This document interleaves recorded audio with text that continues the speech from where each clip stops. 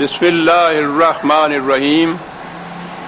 عزیزان من، آج جنوری 1984 کی 6 تاریخ ہے اور درس قرآن کریم کا آغاز سورہ الجن سے ہو رہا ہے، 72ویں سورت کا آغاز۔ بعض الفاظ ایسے ہوتے ہیں کہ جو ہی وہ سننے میں آئیں، دیکھنے میں آئیں، تو ان کے اندر ایک مفہوم مضمر چلا آتا ہے، وہ ہمارے ذہنوں سے ایسا چپکا ہوا ہوتا ہے کہ ہم اس کی کوشش اور کاوش نہیں کرتے کہ اس لفظ کے صحیح معنی معلوم کریں، بلکہ جو پہلے سے متصور ہوتے ہیں وہی ذہن کے اندر آتے ہیں۔ اور ان الفاظ میں جن کا لفظ تو بہت ہی زیادہ طاقتور ہے۔ یہ لفظ جن آیا ذہن میں یا زبان پہ کسی کے، تو اپنے اپنے تصور کے مطابق ایک خاص شکل سامنے آ جاتی ہے۔ پہلے تو پھر بھی یہ متخیلہ کے خاکے ہوتے تھے، اور اب یہ آپ کی ٹی وی کے طفیل تو ان کی مجسم شکلیں سامنے آ جاتی ہیں، اور آنے والی ہماری نسلیں جو ہیں وہ تو اپنی آنکھوں کے سامنے جن دیکھ لیتے ہیں۔ وہ معنی جو ہیں جن کے ہمارے ذہنوں میں پیوست ہوئے، وہ ذہن سے الگ ہی نہیں ہوتے۔ اب بھی میں نے کہا سورہ جن، تو جن کے لفظ سے آپ کے ذہن میں فوراً وہی کچھ آ گیا۔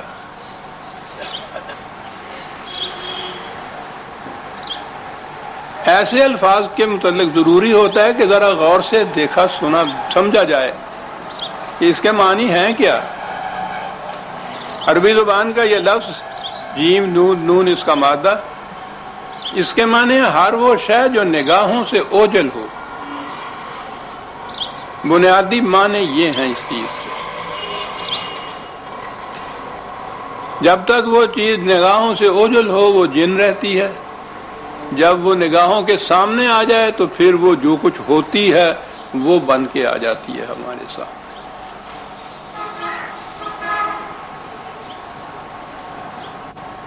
قرآن کریم میں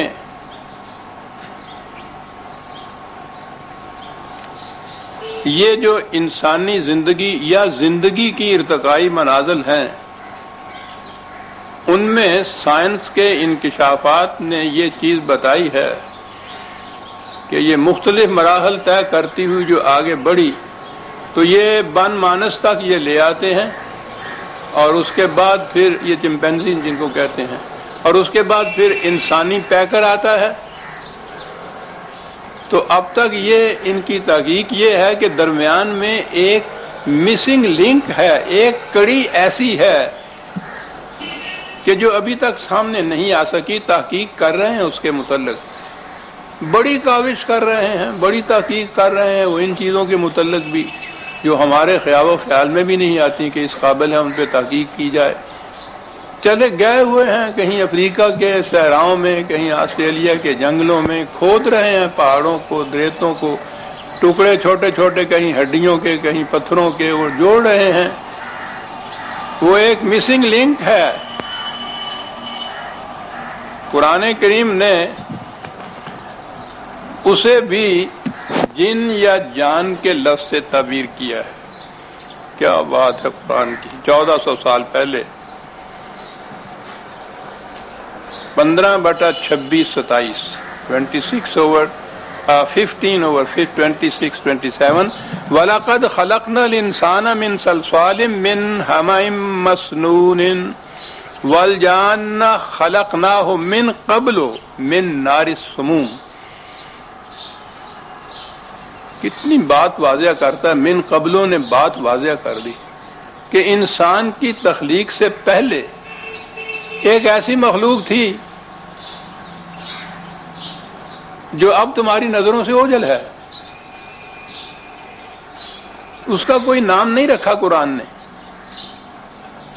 یہی کہا ہے کہ وہ اب تمہاری نظروں سے اوجھل ہے۔ وہ ایک مخلوق تھی، خصوصیت یہ بتائی، اور یہ چیز بھی سائنس کے انکشافات میں ہے کہ خود ہمارا کرۂ ارض جو ہے، زمین جو ہے، یہ کبھی بالکل آتشی گولا ہوتا تھا، پھر آہستہ آہستہ یہ ٹھنڈا ہوا، اور یہ جس پہ ہم رہ رہے ہیں یہ اس کا اوپر کا کرسٹ ہے جو ٹھنڈا ہو چکا ہے، اندر اس کے ابھی تک وہی پگھلے ہوئے مادے، دھاتیں، آگ، وہ جو آتش فشاں پہاڑ سے نکلتے ہیں، تو کبھی یہ اوپر کا کرسٹ بھی بہت گرم تھا، تو ایسی مخلوق جو اس قسم کی درجہ حرارت کے اندر زندہ رہنے کی صلاحیت رکھتی تھی، گویا اس سے پہلے وہ ایک کڑی تھی زندگی کی، لائف کی، جو اب انسانی نگاہوں سے اوجھل ہے۔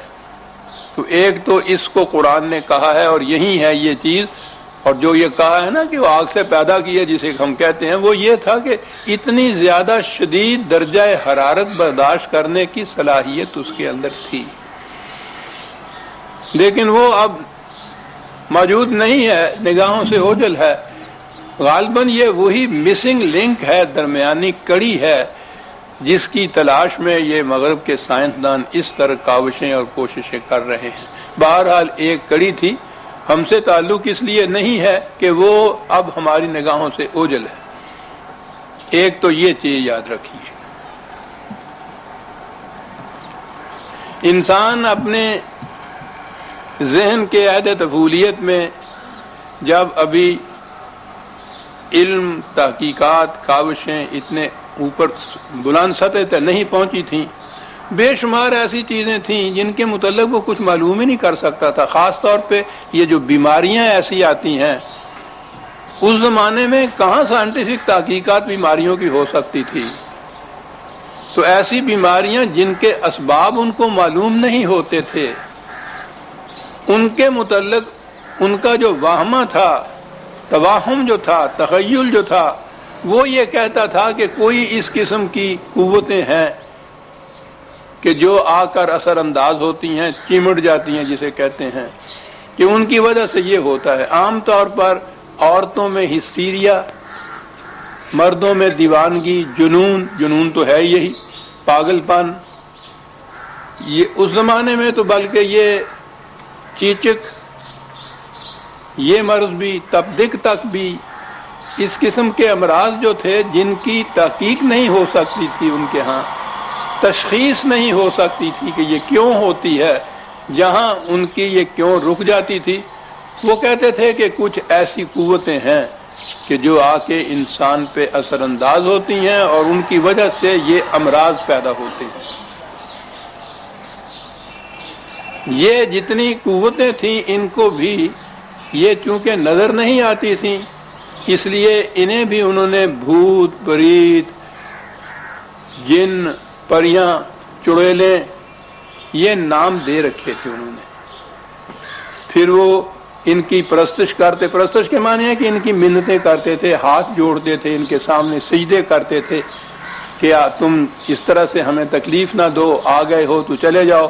ان کے بڑے بڑے سیانے جو اس زمانے میں کہلاتے تھے، وہ یہ مذہبی پریسٹ ہی ہوتے تھے، تو وہ آ کے اس سے وہ ٹونے ٹوٹ کے گنڈے طویل یہ کچھ وہ کرتے تھے۔ وہ جس قسم کے وہ جہالت پر مبنی وہ امراض تھے، اسی قسم کے اس قسم کے جہالت پر مبنی ان کے علاج ہوتے تھے۔ تو اس دور سے بھی انسان گزرتا چلا آیا، تاکہ علم کی روشنی نے جہالت کی ان تاریکیوں کو رفتہ رفتہ دور کیا۔ جس حد تک یہ دور ہوتی چلی گئیں، اس حد تک یہ وہ چیزیں جو آنکھوں سے دیکھی نہیں جاتی تھیں، وہ مشہود ہونی شروع ہو گئی۔ امراض کے اسباب معلوم ہو گئے، تشخیص ہونے لگ گئی۔ توہم پرستیوں کو علم کی روشنی نے کافور کر دیا۔ چنانچہ ابھی کل تک یورپ کی تاریخ دیکھیے، ڈوبا ہوا تھا اس قسم کی جہالت میں، تمام پرستیوں میں، ہر قسم کے بھوت، پریت، جن، چڑیلیں، اور پھر امراض کے متعلق بھی یہی کچھ وہاں ہوتا تھا۔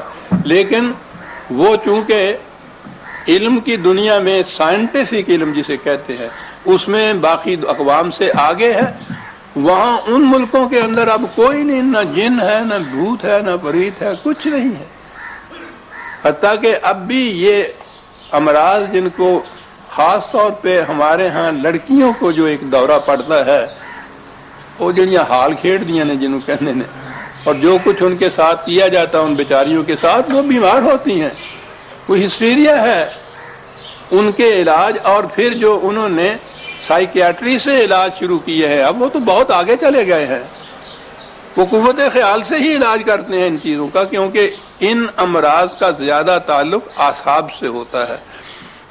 اور یہ تو قلندر ہرچے گوئے دیدہ گوئے، یہ تو آپ بیتی میں بتا رہا ہوں، یہ کچھ تو کرتا رہا ہوں۔ یہ آہستہ آہستہ یہ چیزیں بھی علم کی روشنی میں آتی چلی جاتی ہیں۔ قرآن کریم کے نزول کا مقصد خدا نے یہ بتایا تھا تاکہ اس کے ذریعے سے تم انسانیت کو تاریکیوں سے روشنی میں لے آؤ، یہ اس کا فریضہ تھا، یہ اس امت کی ذمہ داری تھی کہ وہ نو انسانی کو قرآن کے ذریعے تاریکیوں سے روشنی میں لے آئے۔ لیکن بہرحال اس امت نے نہیں کیا، جس نے بھی یہ کیا ہے انسانیت کے اوپر اس کا احسان ہے۔ علم کی دنیا میں جو قوم آگے بڑھی ہے، جہالت کی تاریکیاں وہاں سے رفتہ رفتہ سمٹتی چلی گئی ہیں۔ اب امراض میں بھی کوئی مرض ایسا نہیں رہا جن کے متعلق یہ کہہ نہ سکیں کہ یہ کیوں ہو رہا ہے۔ اگر وہ فزیکل نہیں ہوتی تو وہ پھر سائیکولوجیکل ہوتی ہے، وہ نروس ہوتی ہے، تو یہاں تک یہ آ گئے ہیں۔ لیکن ہمارے ہاں تو ابھی ہم تو ساری دنیا سے پیچھے ہیں، اسی سطح کے اوپر ہیں جہاں انسان اپنے عہد طفولیت میں ہوتا تھا۔ علم تو ہے نہیں، سائنس قطعاً نہیں ہے، اس لیے ان چیزوں کے متعلق بھی یہ صورت ہے۔ اور پھر اس قسم کی قومیں جو ہیں انہوں بھی ہو جائے جن چمبڑ دینے جڑے نظر بھی آتے ہوں کہ گلوں لہدے نہیں ہے، وہ ان کو بھی برداشت کرتی ہیں یہ قومیں۔ تو یہ ہیں وہ جنات جنہیں آپ کہیں گے۔ عربوں کے ہاں زمانہ نزول قرآن میں اور اب بھی ان کے ہاں آبادی کی صورت یہ ہے کہ بہت تھوڑے شہر ہیں، یعنی آج بھی آپ عربیہ میں جا کے دیکھیے یا ان کے ہاں کی معلومات لیجئے، 2-3 شہر ہیں سارے، بر اعظم کہہ لیجیے اس کو، اتنا بڑا ملک ہے، اس کے اندر شہر کتنے ہیں؟ 2-3 شہر ہیں، اور یہی 2-3 شہر ہیں جن کا نام اس زمانے میں بھی ملتا ہے مکہ، مدینہ اور طائف۔ ان شہروں میں رہنے والے لوگ وہ جیسے جن کو سوشل اینیمل ہم کہتے ہیں نا، مانوس ہوتے تھے ایک دوسرے کے ساتھ، انہیں تو وہ لوگ اپنی زبان میں الناس کہتے تھے یا انسان کہتے تھے، جو مانوس ہوتے ہیں ایک دوسرے کے ساتھ۔ اور ساری باقی آبادی ان کے ہاں کی خانہ بدوش صحرا نشین بدو ہوتے تھے۔ کوئی اس نخلستان کے نیچے 2-4-10 خیمے انہوں نے گاڑ لیے، ایک قبیلہ یہاں آ گیا، کوئی 50 میل دور کہیں نخلستان ملا اس کو، وہ اس کے نیچے اس نے ٹپریاں جنہوں کہتے ہیں نا ٹپری واس، یہ اس قسم کی انہوں نے خانہ بدوش اپنے کندھے پہ گھر اٹھائے ہوئے پھر رہے تھے۔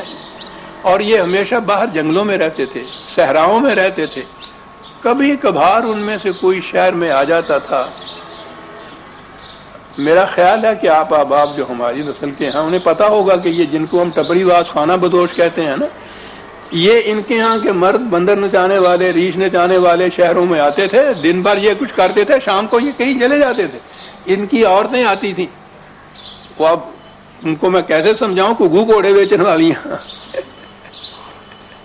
وہ یہ چھوٹی چھوٹی سی چیزیں لے کے آ جاتی تھی اور یہ آ کے گھروں میں محلوں میں یہ بیچتی تھیں، اور پھر شام کو کہیں گم ہو جاتی تھی، یعنی پتہ ہی نہیں چلتا تھا کہ یہ کہاں سے آتے ہیں، یہ لوگ کہاں چلے جاتے ہیں۔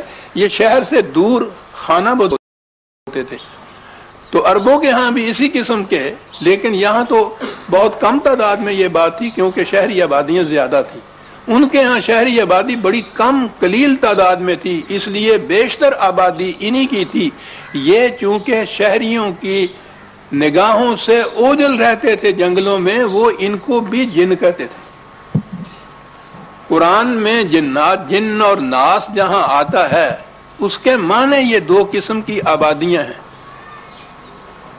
اور تمدنی، ثقافتی، علمی، عقلی سطح میں ان دونوں میں فرق اتنا ہے۔ اب تو میں نے کہا ہے نا کہ یہ خانہ بدوش بھی، حتیٰ کہ گاؤں والے بھی شہریوں کے ساتھ ایسے مل جل گئے ہیں کہ ان میں کچھ زیادہ تفاوت نہیں رہا۔ آج سے 20 30 40 50 سال پہلے اگر سمجھیے، گاؤں والے اور شہر والوں کے تمدن میں، ان کی ثقافت میں، ان کی معاشرت میں بڑا فرق ہوتا تھا۔ وہ تو شہر والے جو تھے ان کو گنتی میں نہیں لاتے تھے، ایک گل کیا جانی ہوئی ہے، پینڈو ہے، ختم ہوا۔ تو ہمارے ہاں دیہات اور شہر میں اتنا فرق تھا، تو شہری آبادی اور ان کے ہاں کی یہ بدوی آبادی جو خیمہ بدوشوں کی تھی، صحراؤں میں رہنے والے، ان میں سے بیشتر تو وہ تھے جنہوں نے کبھی شہر دیکھا ہی نہیں تھا۔ بہت کم ایسے ہوتے تھے وہ اس قسم کی چیزیں بنانے والے، یہ وہ گگو کوڑے نہیں بنانی چاہیے، وہ چھوٹے چھوٹے وہ چاقو، درانتیاں، یہ چھاچ، چھلنیاں، یہ چیز بنا کے بھی شہروں میں لاتے تھے، وہ بھی یہ کچھ کرتے تھے۔ تو ان کا آنا جانا شہروں کے اندر صرف اس حد تک تھا، باقی اس کے بعد پھر وہ شام کو گم ہو جاتے تھے۔ تو عرب تو زبان کے اعتبار سے بڑی محسوساتی قوم تھی نا، یہ جو گم ہو جانے والے تھے شہر پہ، انہیں وہ جن کہتے تھے۔ تو قرآن کریم میں جہاں من الجنت والناس آتا ہے، جن اور ناس جو قرآن میں الفاظ آئیں گے، یاد رکھیے اس کے معنی اس زمانے کے بدو، خانہ بدوش اعراب تھے، اور الناس وہ تھے جو شہروں میں آباد ہوتے تھے۔ یہ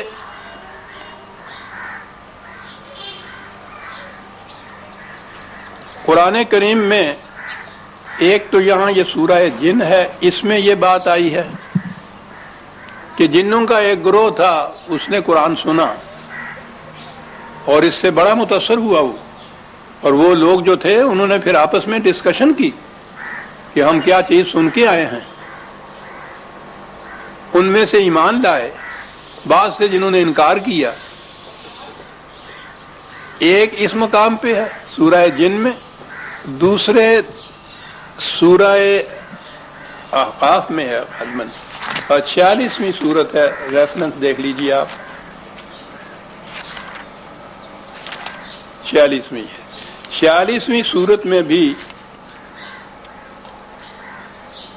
جی ہاں 29-30 سے ہے، وَإِذْ صَرَفْنَا إِلَيْكَ نَفَرًا مِّنَ الْجِنِّ يَسْتَمِعُونَ الْقُرْآنَ، وہاں بھی یہی ہے، یہاں بھی یہی ہے، انہی کا ذکر ہے جنہوں نے قرآن سنا، اور انہوں نے جا کے جو کہا، اس سے نظر آتا ہے کہ وہ جو آئے تھے وہ کسی طرح سے وہ یہودیت، یا تو یہودی تھے یا ان کے عقائد اس قسم کے تھے، کیونکہ انہوں نے یہ کہا ہے اپنی قوم میں، قالوا یا قومنا انا سمعنا کتابا انزل من بعد موسیٰ مصدقا لما بین یدہ، کہ ہم ایک سن کے آئے ہیں اس قسم کا کلام، نظر آتا ہے کہ حضرت موسیٰ کے بعد اس قسم کا کلام یہیں آیا ہے جو کچھ ہے۔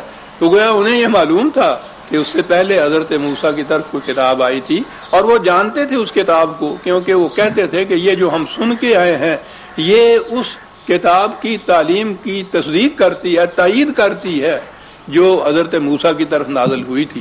تو گویا یہاں جو سورہ احقاف میں یہ جو بتایا گیا ہے، نظر آتا ہے کہ یہ یہودی یا یہودیوں کے سے اعتقادات سے متاثر ہوئے یہ جن تھے وہی یہ خانہ بدوش قبائل، وہی نگاہوں سے اوجل بدوی زندگی بسر کرنے والے لوگ، یہ آئے ہیں اور آ کے انہوں نے کھلے بندوں نہیں یہ سنا، کیونکہ یہ ہے قل اوحی الیہ، اللہ تعالیٰ نے اس کو خبر دی کہ آج ایک قبیلہ، ایک گروہ آیا تھا ان بدوی قبیلوں میں سے کوئی قبیلہ، تو اس نے چپکے سے چھپ کر قرآن سنا ہے۔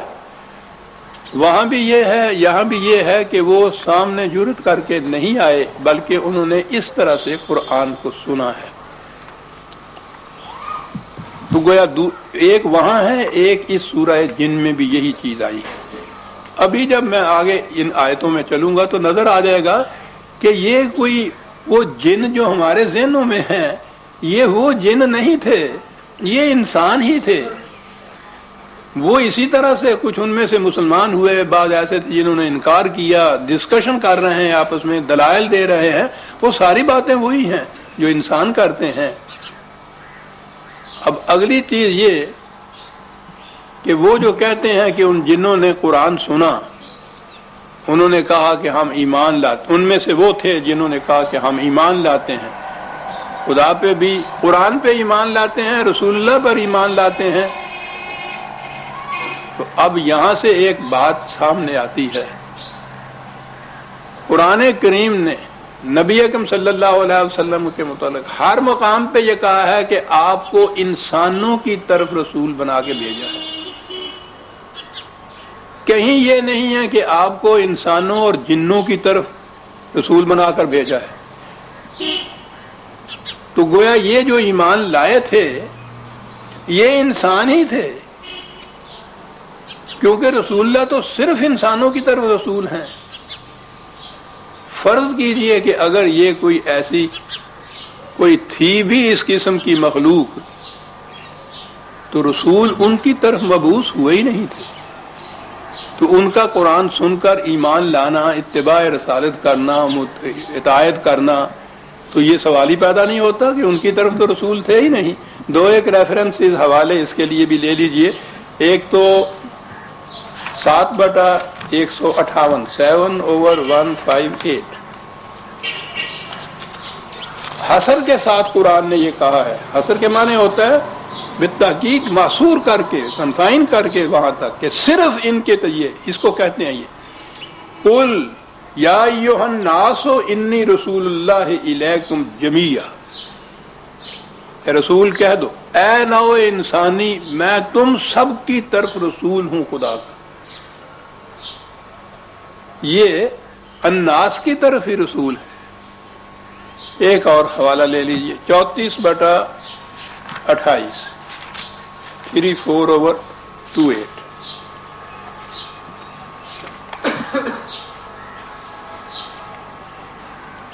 وَمَا أَرْسَلْنَاكَ إِلَّا كَافَّةً لِلنَّاسِ بَشِيرًا وَنَذِيرًا، یہ رسول ہم نے تمہیں، یہ جو ہے نا وَمَا أَرْسَلْنَاكَ کے معنی وہ حصر جو میں نے کہا تھا کہ ہم نے تمہیں صرف انسانوں کی طرف رسول بھیجا ہے۔ کافۃ للناس وہاں جمیعہ تھا، یہاں کافۃ للناس آ کے دونوں کے معنی ایک ہی ہے، تمام انسانوں کی طرف، صرف انسانوں کی طرف بشیر و نذیر بنا کر تمہیں بھیجا ہے۔ تو یہ نظر آ گیا کہ یہ جنہوں نے جو قرآن سنے، جنہوں جو ایمان لائے، جنہوں نے یہ کہا کہ ہم اطاعت کرتے ہیں، تو یہ انسان ہی تھے۔ قرآن کے ان حوالوں کی روح سے، تصریحات کی روح سے یہ انسان تھے، کیونکہ حضور تو انسانوں ہی کی طرف رسول ہو بن کر آئے تھے۔ تو یہ وہ جن تھے جو وہ بادیہ نشین، صحراؤں میں رہنے والے، خانہ بدوش، جو ان کی شہری آبادیوں کی نگاہوں سے دور رہتے تھے۔ جن اور ناس کا لفظ قرآن میں جو آتا ہے بار بار آئے گا، تو اس کے معنی یہی ہے کہ وہ ان دونوں کو مخاطب کرتا ہے کہ تمہارے لیے یہ قوانین ہیں، یہ ہدایت ہے، یہ سب کچھ ہے۔ تو یہ اگر جن انسانوں میں سے نہ ہوتے تو قرآن کا یہ دعویٰ معاذ اللہ غلط ہو جاتا کہ رسول اللہ کو انسانوں کی طرف ہی رسول بنا کر بھیجا ہے۔ تو یہ انسان ہی تھے جن کا ذکر الناس اور الجن کے الفاظ میں آیا ہے۔ یہ بنیادیں آپ سمجھ لیں قرآن کریم کی، تو پھر کوئی دشواری پیش نہیں آتی ان آیات یا صورتوں کے سمجھنے میں، جہاں یہ ہے کہ جنوں نے قرآن سنا اور وہ ایمان لائے اور انہوں نے اس کے متعلق ڈسکشن وغیرہ بھی کی۔ اور کسی جن کا قرآن میں ایسا ذکر نہیں ہے۔ اب ان کی توہم پرستیاں جو ہیں، ویسے تو شہری زندگی میں بھی کم نہیں ہوتی توہم پرستیاں، لیکن یہ جو باہر کی خانہ بدوش اس قسم کے بادیہ نشین، صحرا نشین آبادیاں ہیں، ان میں توہم پرستیاں زیادہ ہوتی ہیں۔ ان کے ہاں کے یہ جو بڑے بڑے مذہبی پیشوا ہوتے ہیں، اب بھی ان اقوام میں، ان بر اعظموں میں چلے جائیے، افریقہ میں، آسٹریلیا وغیرہ کے اندر، تو وہاں آپ دیکھیں گے کہ ان کا سارا دار و مدار وہ ان مذہبی پیشواؤں کے اوپر ہوتا ہے، اپنے ہر معاملے میں ان کی طرف رجوع کرتے ہیں۔ اور مذہبی پیشوا کی اتھارٹی تو یہ ہوتی ہے اگر وہ اپنی طرف سے کوئی بات کرے تو اس کا اتنا نہیں اثر ہوتا. ان کا دعویٰ یہ ہوتا ہے کہ ہم یہ آسمان کی باتیں ہیں جو ہم معلوم کرتے ہیں اور وہ تمہیں بتاتے ہیں آ کر. بڑا روب اس سے پڑتا ہے اور اس کا اثر بھی بڑا ہوتا ہے جب کوئی کہے کہ میں آسمان کی باتیں کرتا ہوں تمہارے ساتھ. یہ جو ہمارے ہاں وہ تمام پرستیاں چلی آ رہی ہیں مسلسل اور متواتر، کیونکہ وہ قوم کے جسے قرآن ملا تھا، جس کا دعویٰ تاریکیوں سے روشنی میں لانا تھا، ان ابتدائی انسانوں سے آگے بڑھ کر کہ جنہیں میں نے کہا ہے کہ افریقہ یا آسٹریلیا کے جنگلوں میں ہیں، الناس کے اندر میں سمجھتا ہوں آج دنیا میں سب سے پیچھے علم کی دنیا میں مسلمانوں کی قوم ہے. یہ ساری دنیا میں آپ دیکھیے سائنس کی روشنیاں ان کے ملکوں کے اندر ہیں نہیں، مستعار لی ہوئی ہیں، دوسروں سے مانگ کے لی ہوئی ہیں، انہی کی بنائی ہوئی چیزیں آپ کے ہاں موجود ہیں.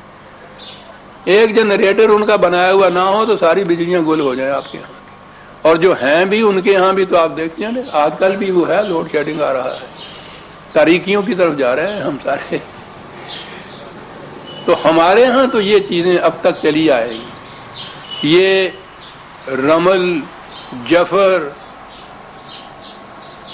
پیشین گوئیاں، فالے لینا، سفارے کرنا، یہ ساری چیزیں جو ہیں یہ اسی عہد کی چلی آ رہی ہیں. آج بھی یہ چیزیں ان قبائل میں جن کو ہم جاہل قبائل کہتے ہیں افریقہ کے، آسٹریلیا وغیرہ کے، ان کے اندر یہ چیزیں آج بھی ہیں.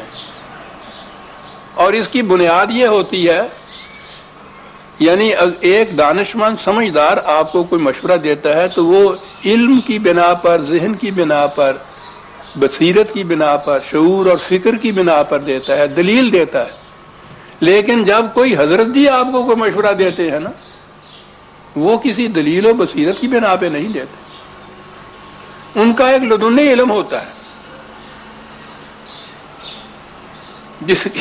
جس کی کوئی حقیقت نہیں ہوتی اور اس کا کوئی ثبوت نہیں ہوتا کہ یہ کیا ہے کہ جی ہم براہ راست اللہ میاں سے لیتے ہیں. یہ جتنے بھی اس قسم کے ہیں وہ آسمان کی باتیں کیا کرتے تھے. تو یہ جتنے اس قسم کے وہ آتے تھے قبائلی لوگ، ان کے ہاں کے جو بڑے بڑے مذہبی پیشوا تھے، ان کا دعویٰ یہ تھا کہ ہم جو تمہیں بتاتے ہیں یہ ہم آسمان کی خبریں لاتے ہیں. یہ چیزیں جہاں ان جنوں کا یا ان آبادیوں کا ذکر قرآن میں آتا ہے، 2-3 مقامات کے اوپر یہ چیز آئی ہے کہ ان کا دعویٰ یہ تھا کہ ہم آسمان کی خبریں لاتے ہیں. اور پھر اگلی بات جو قرآن نے بتا دی ہے، کہی تو ہے ان کے الفاظ میں لیکن بڑی ہی علم پاش ہے، کہ وہ یہ کہتے تھے کہ اس سے پہلے آپ سوچ لیجئے سرزمین عرب، ان کی تاریکیاں، ان کی توہم پرستیاں، ان کی جہالتیں، اور نزول قرآن کے تھوڑے ہی عرصے بعد کی یہ ذکر ہو رہا ہے انہی کے اندر. وہ انہی کے ہاں کے مذہبی پیشوا جو اتنے دعوے کرتے تھے آسمان کی خبریں لانے سے، وہ یہ کہتے تھے کہ بھائی ٹھیک ہے، ہم اس سے پہلے تو آسمان پر جا کے خبریں لے آیا کرتے تھے، لیکن اب تو ہماری کیفیت یہ ہے کہ اگر کوئی ہم میں سے کوشش کرتا ہے وہاں جانے کی تو وہ آگ کے شعلے ایسے برستے ہیں کہ جرأت نہیں پڑتی آگے جانے کی. کیا بات ہے! یہ کون سی آگ تھی جس کے شعلے پڑتے تھے؟ یہ قرآن کے نور کی آگ تھی جس کے شعلے پڑتے تھے. وہ تو بھاگ اٹھے اور انہوں نے تو یہ چھوڑ دیا، لیکن نظر یہ آتا ہے کہ وہاں سے انہوں نے چھوڑا نہیں، ہماری طرف منتقل کر دیا. جناب وہ ساری چیزیں ہم اپنے ہاں مانتے ہیں، ہم حضرت صاحبوں کے علم کو مانتے ہیں، ان کے علم دنی کو مانتے ہیں، ان کی پیشین گوئیوں کو مانتے ہیں، اور جبر کو، رمل کو. ہم تو فٹ پاتھ پہ بیٹھے ہوئے جو طوطا لے کے بیٹھا ہوا ہوتا ہے اس کے متعلق بھی مانتے ہیں کہ قسمت کا حال بتا رہا ہے. اب اس قوم کی جہالت کا کیا کہنا جو انسان کی قسمت طوطے سے سن رہا ہے. نتیجہ یہ ہے کہ ان کی قسمتوں کے اوپر بھی خدا اسی قسم کا لوگ مسلط کر دیتا ہے. جہالت سے ہوتا یہی ہے. تو ان کے ہاں تو یہ ہے کہ وہ کہہ اٹھے کہ نہیں بھائی اب نہیں ہمارا گزارا، اب وہاں سے شعلے پڑتے ہیں آسمان سے، ہم اب نہیں جا سکتے وہاں۔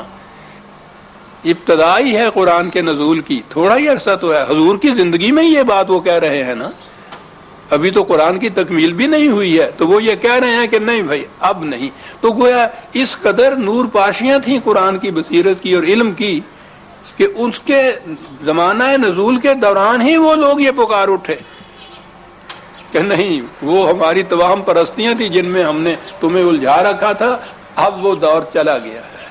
اب تو کوئی اگر ہماری طرح آسمان پہ جا کے کوئی سننے کی کوشش کرتا ہے تو وہاں سے آگ کے شعلے پڑتے ہیں اس کو۔ یہ لوگ وہ لوگ کہہ اٹھے تھے، انہیں تو پڑھتے تھے قرآن کی آگ کے شعلے، ہمیں نہیں پڑھتے تھے۔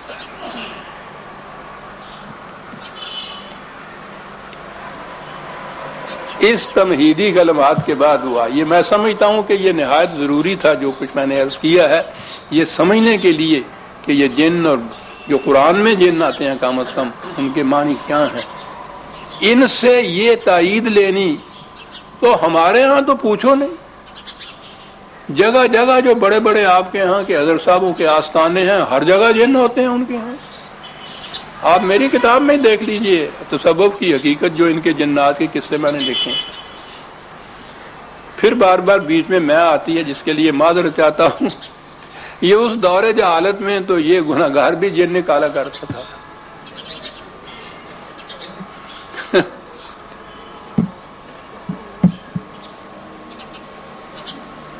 ان جنوں کے کس حضرت صاحب کے ہاں ایک جن تھا صاحب، وہ ہمارے ہاں وہاں جہاں ہم پڑھتے تھے وہاں یہ تھا کہ صاحب یہاں ایک مسجد کے اندر باقی لڑکے بھی پڑھا کرتے تھے، تو ان کے ہاں ایک جن بھی پڑھا کرتا تھا، لڑکا انسان کی وہ تو ہر شکل اختیار کر لیتا ہے نا، جن جو ہے بڑی طاقت ہوتی ہے اس میں، انسان بھی بن جاتا ہے وہ، تو وہ پڑھا کرتا تھا۔ تو ایک دن مسجد کے صحن میں یہ سارے بچے لکن میچی سمجھ دیو نا جیڑی ہوں ہے، یہ بچے کھیلتے ہیں، وہ ایک بھاگتا ہے دوسرے چھپتے ہیں، تو وہ بھاگ رہے تھے چھپ رہے تھے، وہ جن لڑکا جو تھا وہ بھاگ رہا تھا، تو اس کو کہیں چھپنے کو جگہ نہ ملی تو مسجد کے لوٹے میں جا گیا۔ وہ لوٹے میں جو چھپ گیا تو باقی بچوں نے شور مچایا، رونا شروع کر دیا، بڑی بات تھی جناب۔ تو اس کے بعد انہوں نے بچوں کو چپ کرایا اور پھر اسے کہا کہ بیٹا اب یہ راز فاش ہو گیا ہے، اس لیے اب تم یہاں سے چلے جاؤ جناب۔ تو پھر وہ چلا گیا۔ یہ اس مسجد کے لوٹے میں ہوا تھا جہاں ہم پڑھا کرتے تھے۔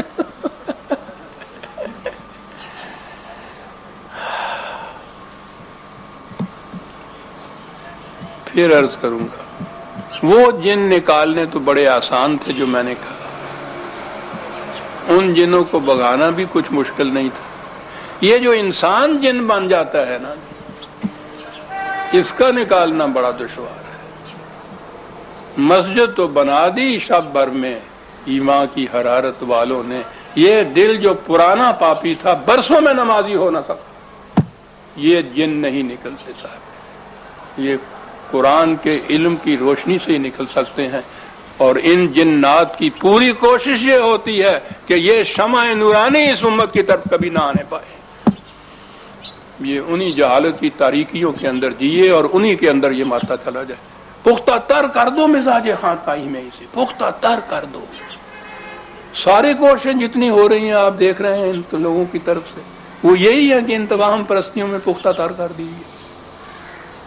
آپ نے دیکھا ہوگا وہ اسلام میں ان چیزوں کو کبھی کبھی میں لے آتا ہوں، یعنی مفتی اعظم ہندوستان بھر کے پہلے وہ تھے دیوبند کے مفتی شفیع صاحب، پھر پاکستان میں مفتی اعظم سب سے بڑے۔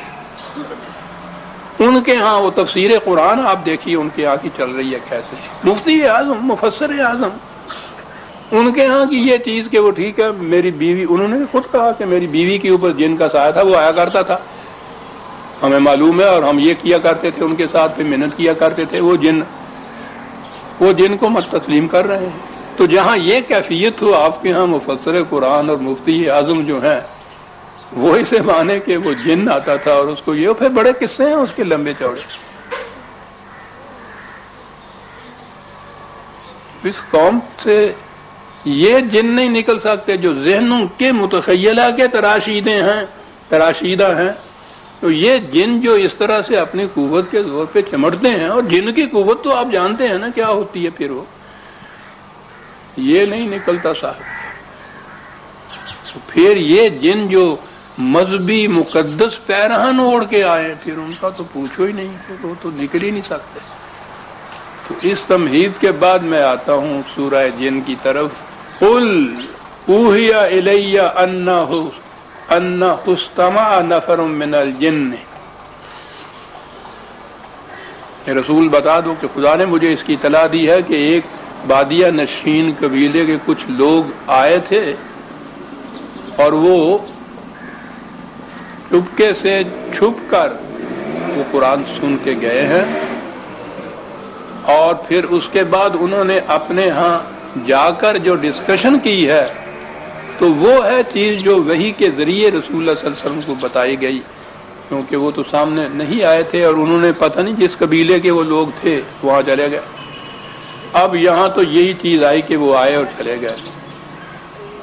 میں نے عرض کیا کہ قرآن نے تو یہ بتایا ہے. کہا یہ جاتا ہے کہ قرآن کو تفاسیر اور روایات احادیث کی روح سے سمجھنے کی ضرورت ہے. یہی ایک آیت اور وہاں جو سورہ اعقاف میں جن کی آیتیں ہیں، آپ بخاری اور مسلم کی احادیث میں دیکھیے یا تفسیر کی جو ان کے ہاں معتبر ترین کتابیں ہیں ان میں دیکھیے، اتنے لمبے افسانے ہیں ان آیات کی تفسیر میں. سچ مچ کے جن کب آئے تھے، کہاں آئے تھے، اور ان کے ساتھ حضرت عبداللہ ابن مسعود ہے کہ رسول اللہ نے ان کو ساتھ لے لیا تھا. بڑی دلچسپ افسانہ ہو اور پھر جنوں کا ہو تو پوچھو ہی نہیں کتنا دلچسپ ہوتا ہے. کہ وہ جا رہے تھے تو رسول اللہ نے حضرت عبداللہ بن مسعود بہت جلیل القدر صحابی ہیں کہ وہ ساتھ تھے، تو آپ نے یہ کہا کہ نہ تم نہ آگے بڑھنا، تو ایک دائرہ کھینچ لیا. آپ کو پتہ ہے یہ ایک حصار باندھا کرتے ہیں، وہ تو ہم باندھا کرتے تھے. وہ ایک دائرہ کھینچ دیتے ہیں کہ اس کے اندر رہو، جن یہاں نہیں آ سکے گا، یہاں سے باہر نکلو گے تو وہ پکڑ لے گا تمہیں. اب بھی یہ حصار کھینچتے ہیں، ہم کھینچا کرتے تھے. تو وہ حضور نے سنیے اس کی سند کہاں سے آ رہی ہے ان تمام پرستیوں کی، کہ حضور نے وہ دائرہ کھینچ دیا ایک، اور اس کے اندر حضرت عبداللہ بن مسعود کو کہا کہ تم یہاں کھڑے رہو، باہر نہ نکلنا، ورنہ یاد رکھو وہ جن تمہیں دبوچ جاؤں گے. میں جاتا ہوں جنوں کی طرف اور ان کو قرآن سناتا ہوں. اور پھر وہاں آگے کہ وہ ان کو قرآن سنایا، ان سے یہ کچھ کیا.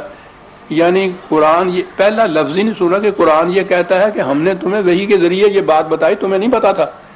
اور یہاں کیا جا رہا ہے کہ آپ وہاں گئے، ان کے ساتھ گئے، وہاں جا کے قرآن سنایا ان سے، اور آخر میں لکھا ہے کہ پھر انہوں نے کہا کہ ہمیں بھوک لگی ہے، تو رسول اللہ نے انہیں ہڈیاں اور لید کھانے کے لیے دی، کیونکہ جنوں کی یہی خوراک ہوتی ہے.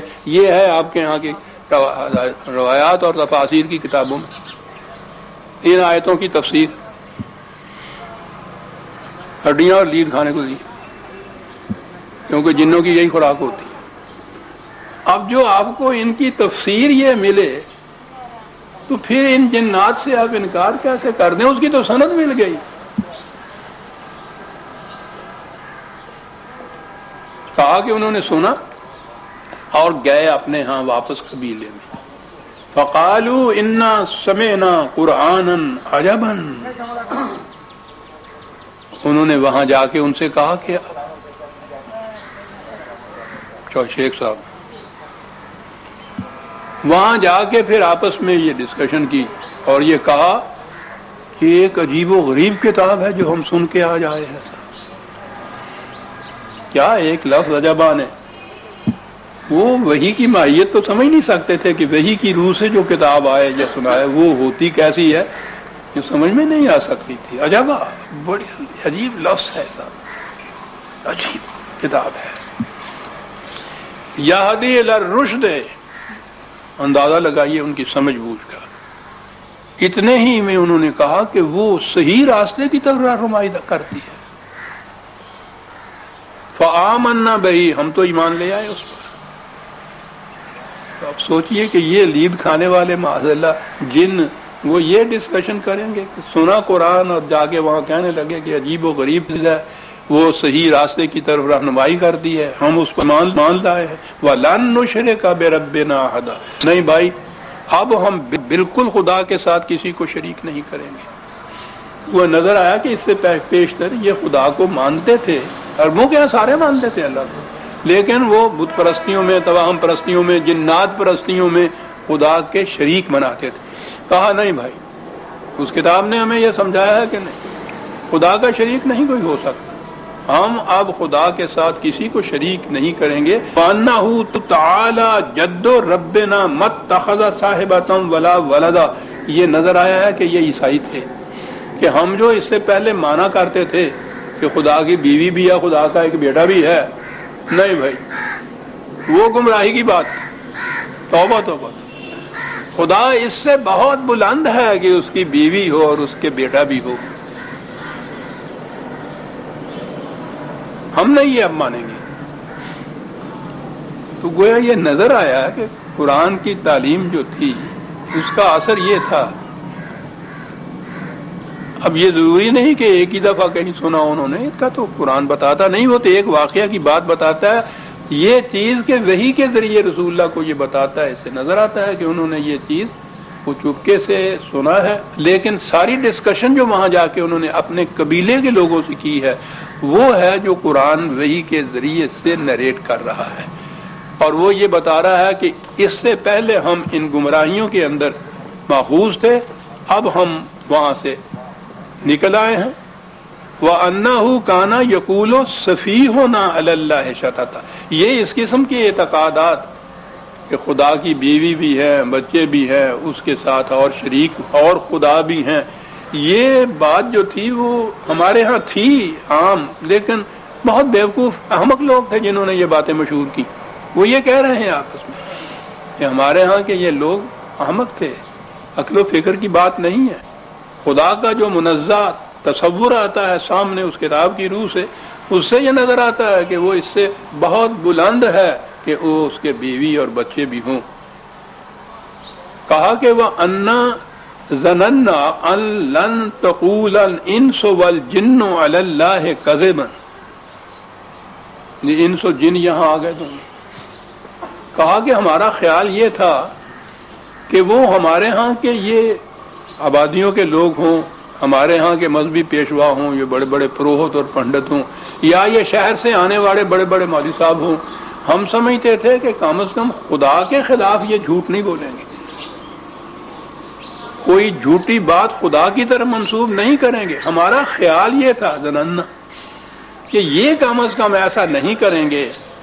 تو گویا یہ ان کے پھیلائے ہوئے تھے یہ غلط خیالات جو تھے جن سے ہم لوگ متاثر ہوئے۔ وَأَنَّهُ كَانَ رِجَالٌ مِّنَ الْإِنسِ يُعُوذُونَ بِرِجَالٍ مِّنَ الْجِنِّ فَزَادُوهُمْ رَهَقًا۔ آگے اور ہے، کہا ہوتا یہ رہا ہے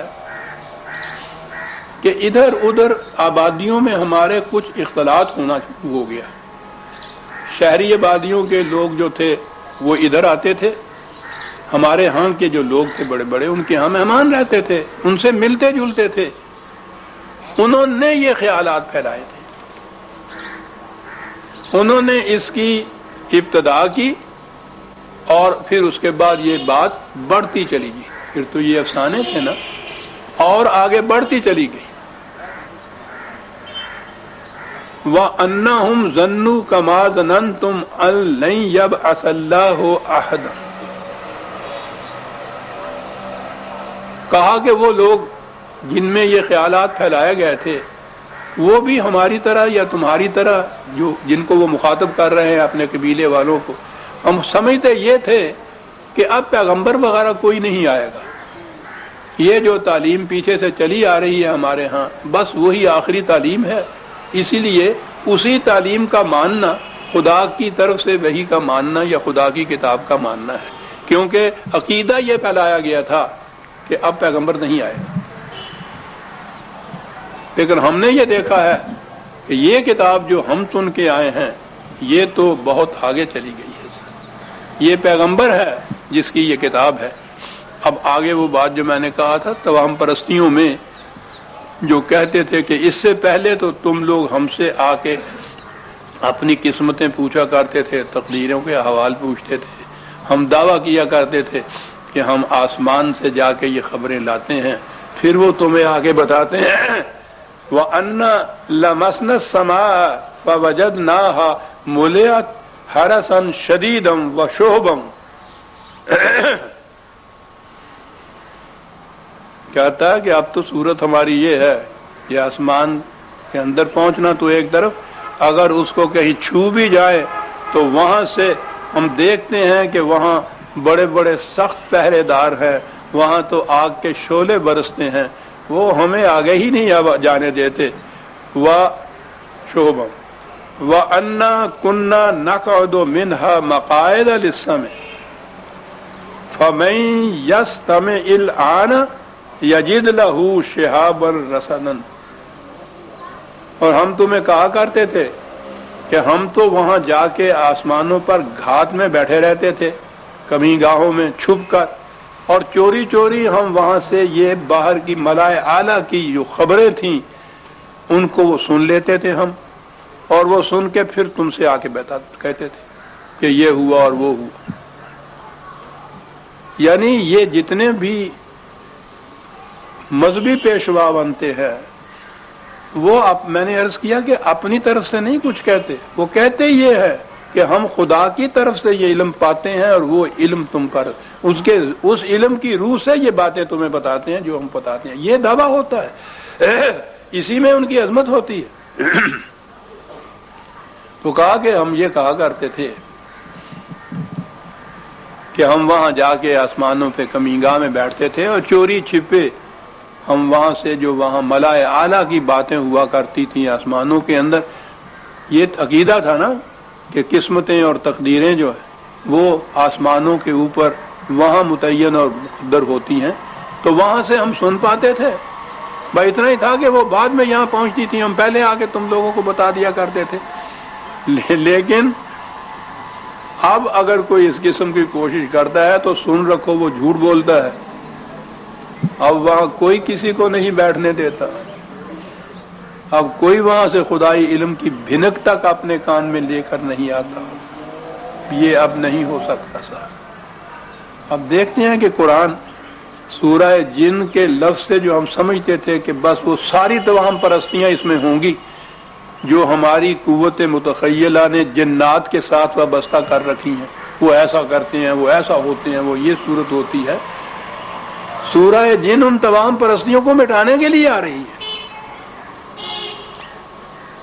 نہ صرف یہ کہ وہ جنات کا اس قسم کا وجود ہے جس قسم کا ہمارے ذہنوں کے اندر ہے، بلکہ یہ چیزیں جن کو ہم یہ پیشین گوئیاں اور قسمت کا بتانا اور علم لدنی اور یہ چیزیں جو ہم لیے آ رہے ہیں عقائد کی، ان عقائد کو بھی اس صورت نے مٹا دیا۔ یہ وہ دور جہالت کی بات تھی جس میں ہم یہ کچھ کہا کرتے تھے اور تم لوگوں سے منوا لیا کرتے تھے، اب وہ دور گیا، اب تو وہاں کوئی جانے کا ارادہ بھی اگر کرتا ہے، تھوڑی سی کہیں کوشش بھی کرتا ہے تو وہاں سے تو بری مار پڑتی ہے سر، اب نہیں وہاں کوئی جا سکتا۔ اس خوبصورت انداز میں ان تمام باطل عقائد کی توہم پرستیوں کی قرآن نے تردید کر کے رکھ دی ہے۔ وَأَنَّا لَا نَدْرِي أَشَرٌّ أُرِيدَ بِمَنْ فِي الْأَرْضِ أَمْ أَرَادَ بِهِمْ رَبُّهُمْ رَشَدًا، کہتا ہم نہیں جان سکتے جو کچھ کیا ہے ہم لوگوں نے خدا کے متعلق، اس سے تو یہ نظر آتا ہے کہ تباہی آ جائے گی۔ اتنی بڑی جرتیں خدا کے خلاف اس قسم کے جھوٹے افسانے اس کی طرف منسوب کرنا، اس قسم کے عقائد وضع کر کے ان کو خدا کی تعلیم بتانا، یہ کوئی چھوٹا سنگین جرم نہیں ہے۔ نظر تو یہ آتا ہے کہ اس سے تو واقعی تباہی آئے گی، لیکن ہم نہیں کہہ سکتے کہ اس کے بعد کہ ہم نے ان عقائد سے توبہ کر دی یا باز آ گیا، اس کے بعد خدا ہمارے ساتھ کیا کرے گا۔ ان لوگوں کے ساتھ یہ جو بڑے بڑے ہمارے ہاں کے مذہبی پیشوائیت ہوتی تھی، ان لوگوں کے ساتھ خدا کیا کرے گا یہ خدا ہی جانتا ہے، ان کو تباہ برباد کرے گا یا ان کی یہ بازگشت جو ہے، توبہ جو ہے وہ قبول کر لے گا۔ وَأَنَّا مِنَّا الصَّالِحُونَ وَمِنَّا دُونَ ذَلِكَ كُنَّا طَرَائِقَ قِدَدًا۔ یہ ٹھیک ہے کہ ہم میں اب بھی کچھ لوگ تو وہ ہیں جو ایمان لانے کے بعد صالحین بن گئے ہیں، اعمال صالح ہیں، ان کے نیک اعمال ہے، اور کچھ ایسے بھی ہیں جو ابھی وقت تک نہیں پہنچے، بین بین کہہ لیجئے یا ابھی وہ فاسقین بھی ہیں. یعنی ہم نے اپنے ہاں متفرق طریقے اختیار کیے ہوئے ہیں. یہ نہیں کہ سب کے سب، یہ پہلے تو ہم سب کے سب ایک ہی طریق کے اوپر تھے، خواہ وہ باطل کا طریقہ تھا، تو اس میں سے بعض جو ہیں وہ صحیح طریقے پہ آ گئے ہیں، بعض ابھی اسی پرانے طریقے کے اوپر ہیں. لیکن وَأَنَّا ظَنَنَّا أَن لَن نُعْجِزَ اللَّهَ فِي الْأَرْضِ وَلَن نُعْجِزَهُ هَرَبًا.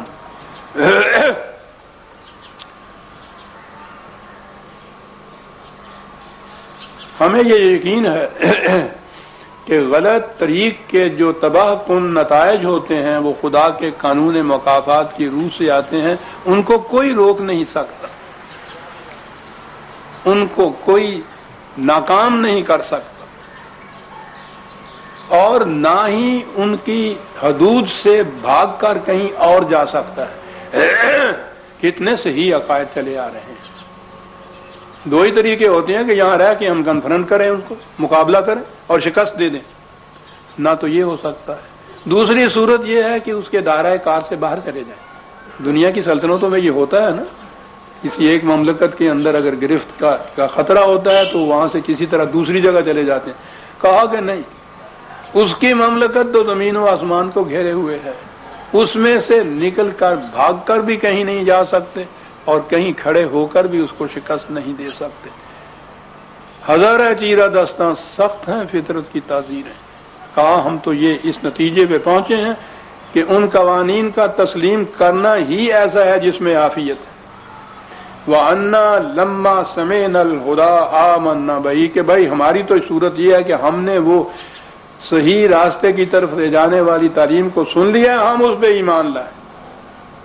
فَمَن يُؤْمِن بِرَبِّهِ فَلَا يَخَافُ بَخْسًا وَلَا رَهَقًا، اور ہم یہ جانتے ہیں کہ جو بھی خدا کے اس راستے پہ ایمان لے آئے تو نہ تو اس کے حقوق میں کوئی کمی ہوگی اور نہ ہی اس کو ذلیل کیا جائے گا. یہ ذلیل ہونا خدا کا عذاب ہے. قرآن نے بتایا عزیزان من کہ اس سے وہ بچ سکتا ہے. وَأَنَّا مِنَّا الْمُسْلِمُونَ وَمِنَّا الْقَاسِطُونَ، اور ہم پھر اقرار کرتے ہیں کہ ہم میں وہ بھی ہیں جو خدا کے قوانین کے سامنے جھکے ہوئے ہیں اور وہ بھی ہیں جو ابھی تک اس سے سرکشی برتے ہوئے ہیں. فَمَنْ أَسْلَمَ فَأُولَئِكَ تَحَرَّوْا رَشَدًا، اور جو ان کے قوانین کے سامنے جھکا ہے پھر وہ سرگرم عمل ہوتا ہے صحیح راستے کی طرف جانے کے لیے. اگلی بات صرف ایمان لانا ہی نہیں ہے بلکہ سرگرم عمل ہونا بھی ہے.